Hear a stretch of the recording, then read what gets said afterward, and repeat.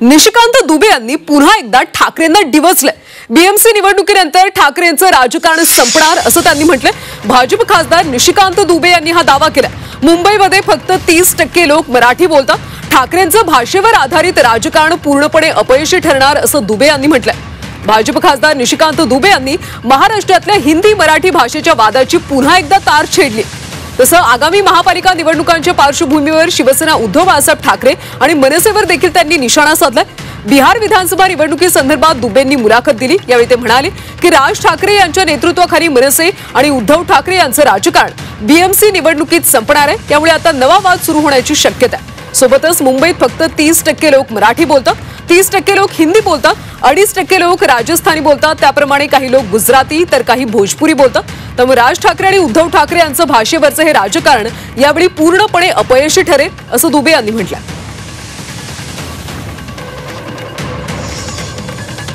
मेरा ये कहना है कि महाराष्ट्र बनाने में, मुंबई बनाने में उत्तर प्रदेश, बिहार और हिंदी भाषियों का बड़ा योगदान रहा है। और आज भी जो आपकी इकोनॉमी है, उस इकोनॉमी में हम भी कंट्रीब्यूट कर रहे हैं। हम ये नहीं करें कि हम ही केवल कंट्रीब्यूट कर रहे हैं, लेकिन हम भी कंट्रीब्यूट कर रहे हैं। आप किस आधार पर मारपीट करते हो? केवल 30% लोग मुंबई में मराठी बोलते हैं, केवल 30%।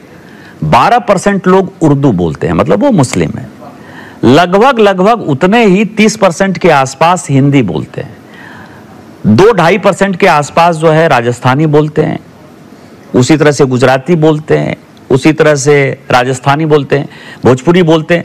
तो भाषा के आधार पर जो उनका मंसूबा है, वो डेमोग्राफी इतनी बदल गई है कि इस तरह की राजनीति वो चुनाव के समय करते हैं। लेकिन इस बार जो है उनका फाइनल, जिसको कहते हैं कि कॉफिन लग जाएगा, ये मनसे और उद्धव ठाकरे की राजनीति पूर्णतया मुंबई से खत्म हो जाएगी। क्योंकि वो जो पैसा कमाने का एक साधन है, जब वो खत्म हो जाएगा और सभी मिलकर उनके खिलाफ वोट करेंगे, तो उनको फिर ये राजनीति करने का मौका नहीं मिलेगा। की त्याला महाराष्ट्रात बनायचं की मुंबईत बनायचं ते पहिले ठरवा। तो बुद्धिपाप पाजळत असतो, तो जरा स्वतःला बुद्धिमान समजतो, अक्कलवाद समजतो, पण ते कधी कधी गुडघ्यात असते त्याची। त्यामुळे त्याला महाराष्ट्र माहिती नाही ना, महाराष्ट्राचा इतिहास माहिती आहे। ज्यांना स्वतःचाच इतिहास नाही, खरं सांगायचं तर तुमचा इतिहास काय आहे? तुमच्या झारखंडचे लोक, उत्तराखंडचे लोक, ही सगळी आमच्या मुंबईत आणि महाराष्ट्रात सामावून घेतलेली आहेत। अनेक दुबे आले आणि गेले। मुंबईसह महाराष्ट्र अखंड आहे। 106 हुतात्म्यांच्या बलिदानातून ही मुंबईसह महाराष्ट्र आपल्याला मिळालेलं आहे। आणि ते 106 हुतात्म्यात दुबे चौबे मिश्रा नाहीत, बरं का? हे या निशिकांत दुबे यांनी समजून घेतलं पाहिजे। छातीचा कोट करून महाराष्ट्र लढला, मराठी माणूस लढला, गिरणी कामगार लढला। खासदार दुबेला काय वाटतं तिकडे बसून महाराष्ट्राचं कोणी कोणाचं राजकारण संपवत नाही। प्रत्येकाचा आपला आपल्या राजकारणाचा वेगळा एक सर्वांचा अजेंडा आहे, वेगळे विचार आहे। त्यामुळे कोणी कोणाचं राजकारण संपवण्याकरता काम करू नये। मला असं वाटतं महाराष्ट्राच्या विकासाकरता काम केलं पाहिजे।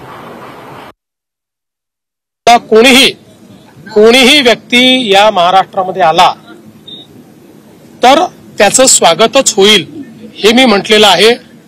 या देशाच्या संविधानाने प्रत्येकाला हा अधिकार दिलेला आहे। मी पण आंध्र प्रदेशमध्ये गेलो, तमिळनाडूमध्ये गेलो, उत्तर प्रदेशमध्ये गेलो, मध्य प्रदेशमध्ये गेलो, माझं त्यांना स्वागतच करावं लागेल। त्यामुळे हा आपला एक देश आहे।